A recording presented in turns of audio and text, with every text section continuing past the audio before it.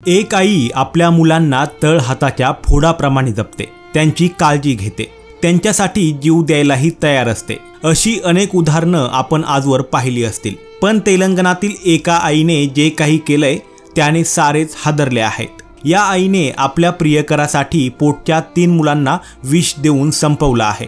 तेलंगणातील संगारेड्डी येथील अमीनपूरमध्ये एका महिलेने आपल्या 3 मुलांना विष देऊन संपवल्याचा आरोप आहे।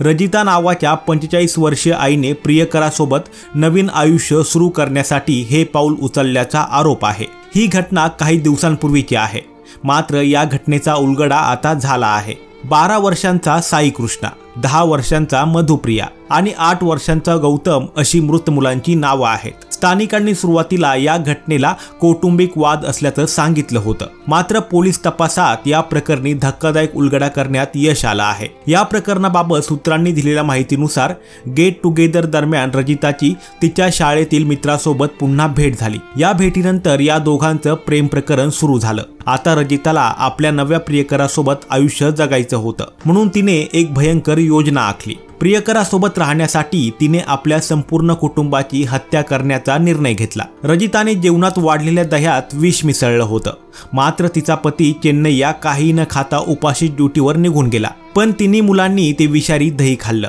दुसऱ्या दिवशी सकाळी चेन्नैया जेव्हा घरी परतला तेव्हा त्याला तिन्ही मुलं बेशुद्ध अवस्थेत आढळून आली, तर पत्नी रजिता ही पोटदुखीची तक्रार करत होती। पोटदुखीची तक्रार करणाऱ्या रजिताला तिच्या पतीने रुग्णालयात नेलं। सुरुवातीला चेन्नैयाने सर्वांना विष देऊन घर सोडलं असावं असं पोलिसांना वाटलं, पण आता जेव्हा पोलिसांनी याचा कसून तपास केला तेव्हा पोलिसांना रजिताची योजना आणि या घृणास्पद कृत्यामागील तिचा हेतू समजला। हा प्लॅन ऐकून पोलिसांनाही धक्का बसला। सध्या पोलीस या प्रकरणाचा तपास करत आहेत।